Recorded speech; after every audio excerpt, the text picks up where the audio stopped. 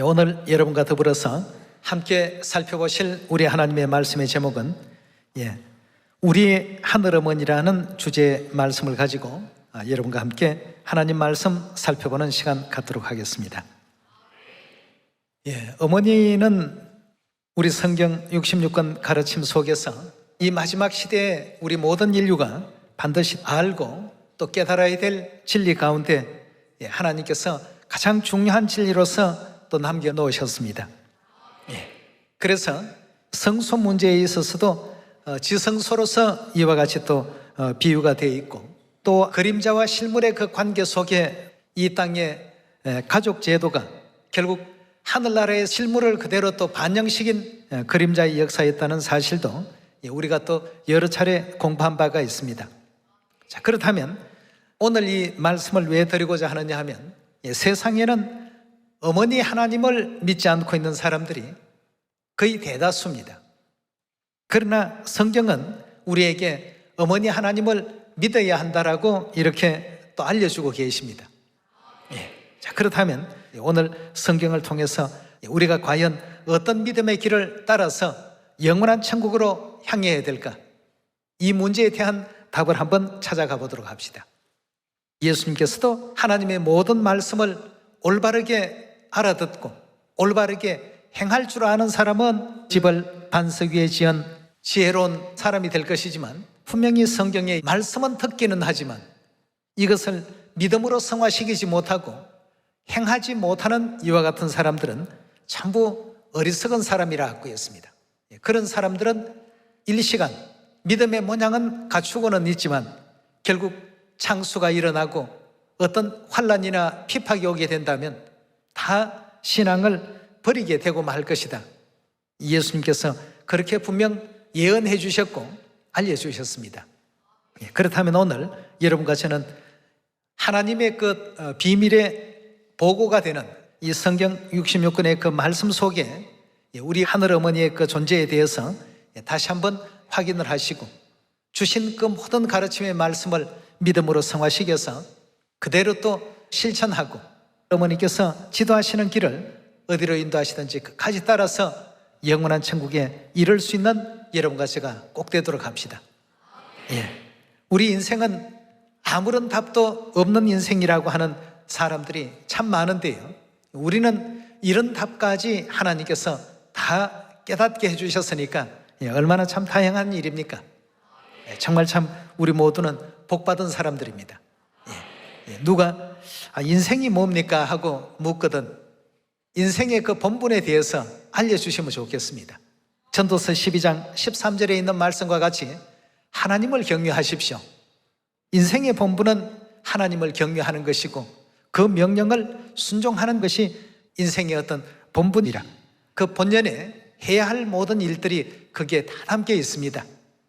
그 길을 따라가시다가 보면 결국 천국문이 열리고 영영세세토록 다시는 사망도 없고 애통도 없는 그 영화로운 세계에서 영생과 복락이 바로 우리 시온의 모든 자녀들에게 주어지지 않겠습니까? 그래서 성경 66권 속에는 어머니에 대한 그 진리의 가르침을 주시기 위해서 예표로서, 표상으로서 내놓은 인물들이 있습니다. 창세기 3장에 보면 하와가 산자의 어미로서 등장하고 있고, 또 창세기 17장에 보면 사라가 열국의 어미로서 또 등장하고 있고, 갈라디아 4장에 보면 새 예루살렘 하늘 어머니에 대한 그 문제가 기록이 되어 있습니다. 이런 어머니들의 그 모습을 통해서 우리 영의 어머님이 존재한다는 사실을 성경과 선지자들이 다 이와 같이 증거를 하고 있습니다. 먼저 창세기 3장을 한번 열어보도록 하겠습니다. 3장 20절입니다. 아담이 그 아내를 하와라 이름하였으니 그는 모든 산자의 뭐가 되었다고요? 즉 어머니가 됨이더라고 했습니다. 산자의 어머니, 여기는 지금 산자의 어미가 되었더라고 이렇게 그 표현하고 있는데요, 그렇다면 이 하와라는 존재는 모든 산자의 어머니로서 하나님께서 예표해 놓으시고, 이 하와의 남편인 아담을 누구를 표상하는 인물로서 성경에 등장시켰습니까? 아버지 하나님의 그 존재를 표상하는 인물로 아담을 등장시키지 않았습니까? 자, 이렇게 해서 자연스럽게 하와는 우리 영의 어머니시다 하는 이 사실을 일깨워주고 있습니다. 과연 그런지 로마서 5장 열어보도록 하겠습니다. 5장 14절의 말씀 봅니다. 그러나 아담으로부터 모세까지 아담의 범죄와 같은 죄를 짓지 아니한 자들 위에도 사망이 왕노릇하였나니 아담은 누구의 표상이라고요? 오실자는 바로 그리스도에 대한 표상이라는 말씀 아니겠습니까? 그리스도는 삼위일체로 본다면 바로 누구십니까? 아버지 하나님이시죠. 결국 아버지 하나님을 표상하는 아담과, 그렇다면 아담의 아내인 하와는 모든 산자의 누구라고요? 어머니라고 했으니까 하와는 결국 누구를 표상하는 인물입니까? 어머니 하나님을 표상하는 인물이죠. 그 다음 창세기 17장 또 한번 보도록 합시다. 17장 15절입니다. 하나님이 또 아브라함에게 이르시되 내 아내 사레는 이름을 사레라 하지 말고 그 이름을 사라라 하라. 내가 그에게 복을 주어 그로 내게 아들을 낳아주게 하며 내가 또 그에게 복을 주어 그로 뭐가 되게 한다고요? 열국의 어미가 되게 하리니 했습니다. 하와는 모든 산자의 어미라고 했고 사라는 열국의 어미가 되게 한다고 했습니다. 그렇다면 사라의 남편인 아브라함에 대해서는 하나님께서 또 누구로 설명을 하셨는지 누가복음 우리 16장 열어보도록 하겠습니다. 자, 이렇게 하나님께서 전부 성경의 짝된 말씀을 통해서 아버지 하나님뿐만 아니라 어머니 하나님에 대한 내용을 아담을 통해서 또 아브라함의 가정을 통해서 다 이렇게 나타내 주고 계시니까 우리 시온의 자녀들은 더 굳건한 믿음을 가지고 영원한 천국으로 또 달려가야 되겠습니다. 16장 23절의 말씀 보겠습니다. 저가 음부에서 고통 중에 눈을 들어 멀리 아브라함과 그의 품에 있는 나사로를 보고 불러 가로되, 부자와 나사로의 그 죽음 이후에 다시 말해서 저 세상으로 갔을 때 23절에 다시 봅니다. 저가 음부에서 즉 지옥에서 고통 중에 눈을 들어 멀리 아브라함과 그의 품에 있는 나사로를 보고 불러 가로되, 누구라고요? 아버지 아브라함이여 나를 긍휼히 여기사 나사로를 보내어 그 손가락 끝에 물을 찍어 내 혀를 서늘하게 하소서. 내가 이 불꽃 가운데 고민하나이다. 아브라함이 가로되, 얘야 너는 살았을 때 내 좋은 것을 받았고 나사로는 고난을 받았으니 이것을 기억하라. 이제 저는 여기서 위로를 받고 너는 고민을 받느니라. 이뿐 아니라 너희와 우리 사이에 큰 구렁이 끼어 있어 여기서 너희에게 건너가고자 하되 할 수 없고 거기서 우리에게 건너올 수도 없게 하였나니라. 부자가 죽어서 저 세상으로 가서 이제 그 지옥 고통 가운데 괴로워하다가 눈을 들어보니까 나사로가 아브라함의 그 품에 편안히 안겨있는 그 광경을 보게 됩니다. 여기서 이 부자가 부르기를 아버지 아브라함이여, 쉽게 얘기하면 아버지 하나님이여 라고 해야 될 바로 그 장면입니다. 근데 아버지 아브라함이여 라고 이렇게 부르고 있습니다. 천국에서 아버지로 불리우실 수 있는 분은 하나님 한 분 외에는 없습니다. 근데 여기서 아브라함을 아버지라고 이렇게 부르고 있습니다. 이 뜻은 결국 아브라함이 누구를 표상하는 인물이라는 것을 증거하고 있는 것입니까? 아버지 하나님을 증거하고 있다라고 볼 수가 있지 않습니까?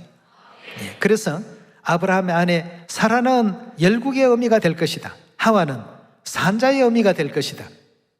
계속해서 아담과 하와, 아브라함과 사라 이런 어떤 연관성을 하나님께서 갖게끔 하시면서 열국의 어미, 모든 산자의 어미라고 하는 이와 같은 호칭과 타이틀을 주시면서 그 남편들을 전부 누구로 표상을 했냐 하면 하나님으로 표상을 해놨습니다.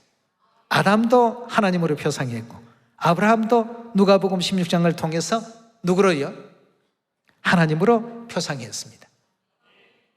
하와도 어머니 하나님에 대한 표상적인 인물이요, 사라도 열국의 어미라고 이렇게 또 표현했습니다. 열국의 어미가 될 것이고 민족의 열왕이 다 내게서부터 나오게 될 것이다 말이에요.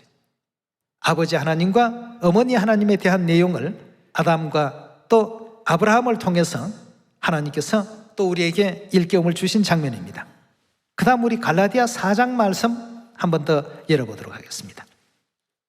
자, 하와도 산자의 어미, 사라도 열국의 어미, 예루살렘도 우리 영의 어머니, 이렇게 지금 하나님께서 계속해서 어머니 하나님에 대한 존재를 이 성경 요소요소마다 다 이렇게 또 심으셔서 어머니 하나님을 찾도록끔 우리 인류 인생들에게 가르침을 허락하고 계시는 가운데 있습니다. 갈라디아 4장 26절의 말씀 보겠습니다. 오직 위에 있는 예루살렘은 자유자니 누구라고요? 우리 어머니시라고 했습니다. 여기에 말하는 우리 어머니는 우리 육신을 낳은 육신의 어머니입니까? 우리 영원한 영의 어머니. 그래서 어디에 있다고 표현했습니까? 위에 있다. 하늘에 있는 예루살렘은 자유자니 곧 우리 어머니라고 했습니다. 네. 하와는 산자의 어머니, 사라는 열국의 어머니, 위에 있는 예루살렘은 바로 우리 영혼의 어머니라고 이렇게 성경은 우리에게 알려주고 있습니다. 자, 그렇다면 하와에게도 아담이라는 남편이 있었고 또 사라에게도 아브라함이라는 남편이 있었던 것처럼 우리 어머니에게도 영에 누가 계셔야 되겠습니까? 아버지 하나님이 계셔야 되겠죠. 요한계시록 21장 우리 다 같이 한번 열어봅시다. 21장 9절의 가르침을 보시면 7 대접을 가지고 마지막 7 재앙을 담은 7 천사 중에 하나가 나와 내게 말하여 가로되 이리 오라.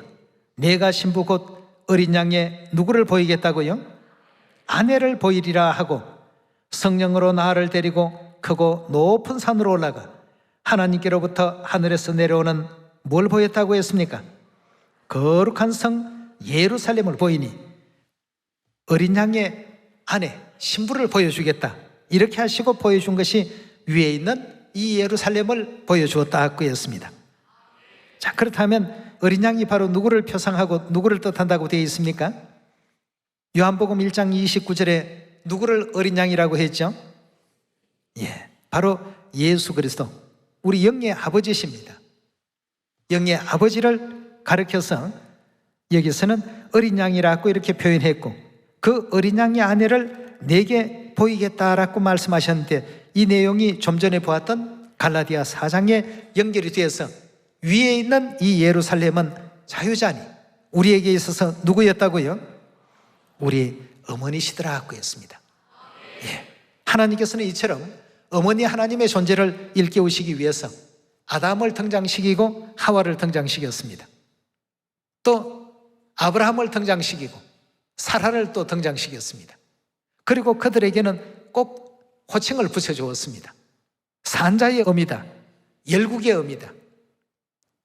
그리고 갈라디아 4장에서는 위에 있는 그 예루살렘은 우리 영혼의 어머니로서 이와 같이 일깨움을 주셨습니다. 성경 66권은 우리 하나님께서 하늘 어머니께서 반드시 계신다는 사실을 확인시켜 주시는 대목인데요, 우리 창세기 1장에서 거기에 대한 결론을 한번 얻어보도록 합시다. 1장 26절의 말씀 보시면 하나님이 가라사대 우리의 형상을 따라 우리의 모양대로 우리가 사람을 만든다고 했습니다. 뭐 다른 것은 다 자체하고라도 사람을 만드신 하나님은 우리라고 이렇게 표현하고 있습니다. 우리의 형상을 따라 우리의 모양대로 우리가 사람을 만들고 그로 바다의 고기와 공중의 새와 육축과 온 땅과 땅에 기는 모든 것을 다스리게 하자 하시고 하나님이 자기 형상 곧 하나님의 형상대로 사람을 창조하시되 남자와 여자를 창조하셨더라고 했습니다. 이 내용의 말씀을 보니까 우리의 모양대로 만들자 하고 만들고 보니까 남자가 나왔고 또 우리의 모양대로 만들자 하고 만들고 보니까 여자가 나왔습니다. 그렇다면 이 우리라고 하는 하나님은 당연히 남성적인 형상의 하나님과 여성적인 형상의 하나님이 존재한다는 사실 알 수 있지 않겠습니까? 예.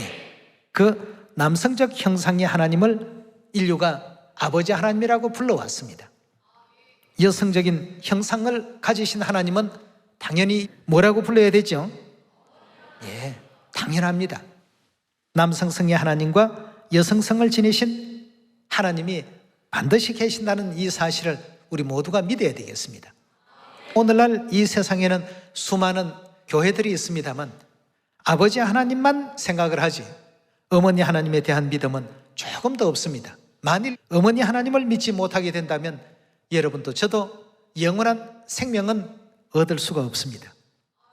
반드시 어머니 하나님의 존재가 있어야지만 영원한 생명이 주어질 수 있지 않습니까? 그건 이 땅의 어머니를 통해서 금방 알 수가 있습니다. 왜냐하면 이 땅의 것은 하늘의 것의 모형과 그림자라고 되어 있기 때문에 이 땅의 생명체는 반드시 어머니를 통해서 하나님께서 생명을 부여하도록 그렇게 창조해 놓으셨습니다. 뜻을 가지고 만물을 다 지으셨고 하나님 뜻을 그 속에 그렇게 담아 놓으셨다고 되어 있지 않습니까? 예.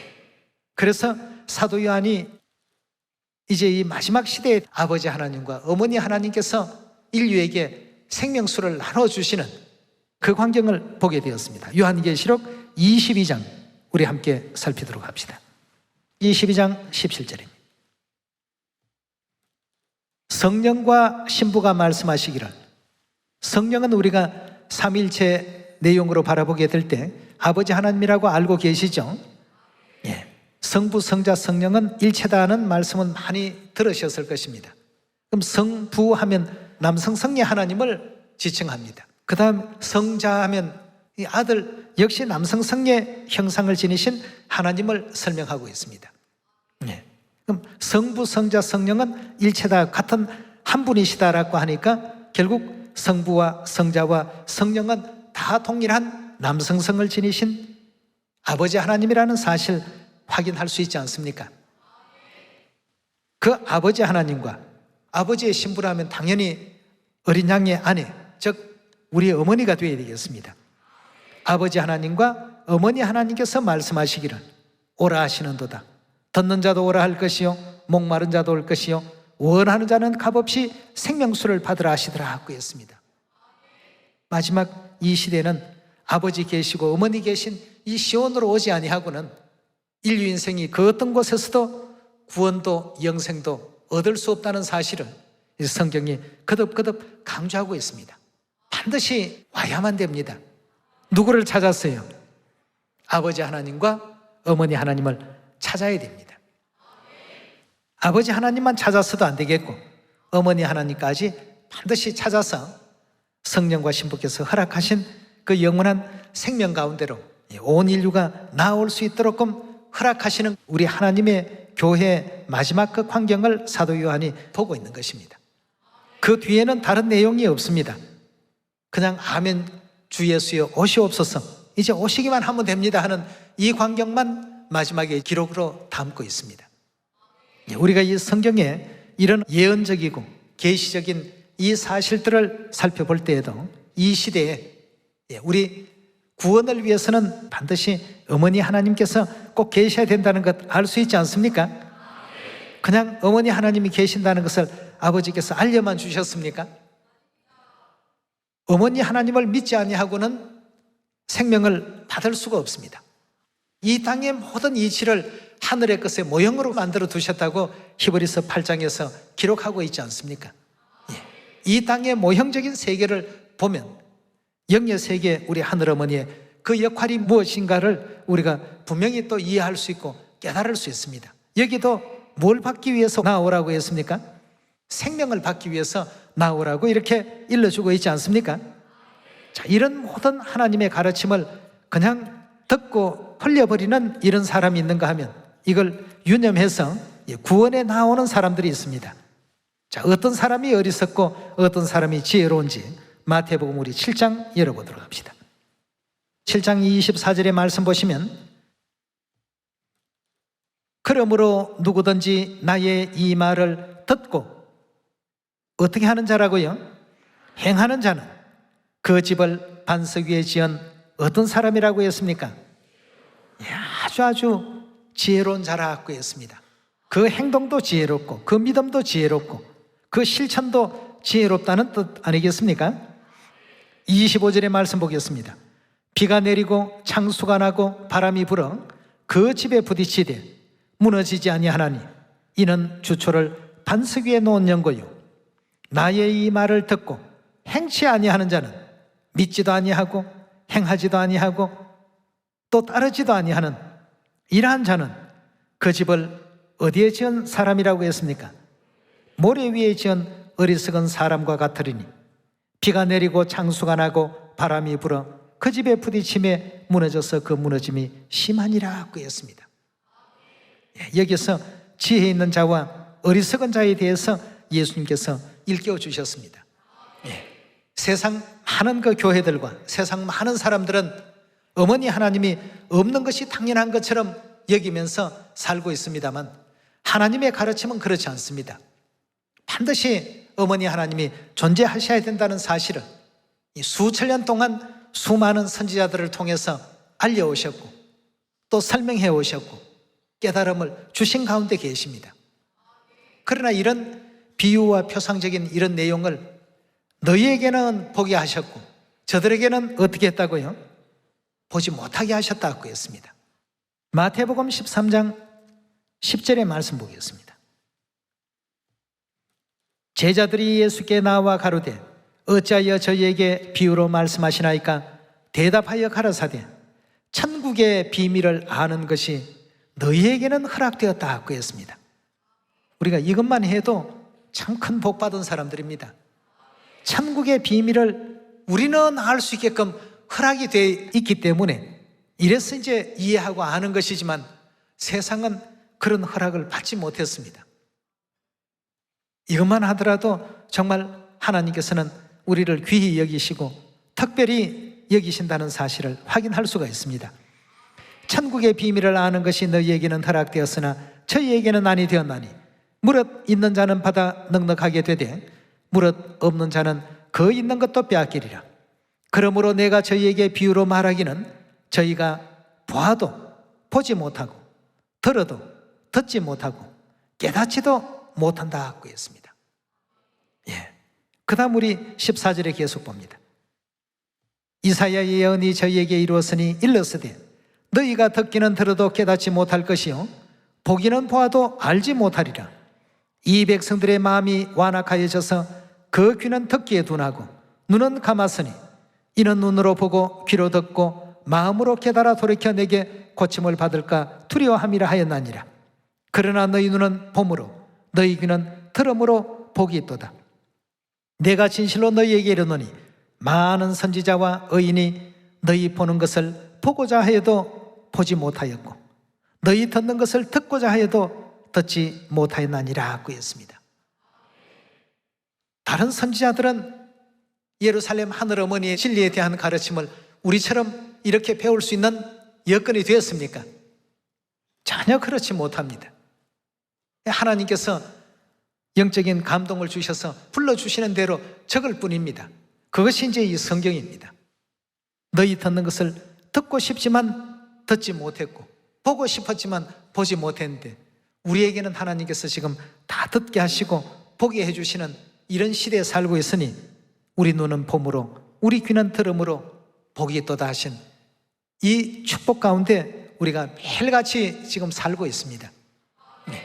세상 사람들은 모르기 때문에 회방하고 방해할지라도 우리는 알기 때문에 더 그들에게 많은 것을 또 깨우치고 또 알려줄 수 있는 그런 여러분과 제가 꼭 되셔야 되겠습니다.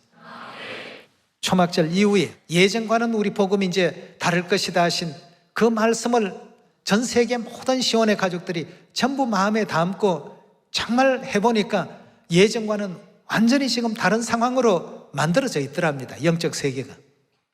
그러니까 전 세계에서 많은 또 시온의 자녀들이 진리 안으로 지금 들어오고 있는 것 아니겠습니까?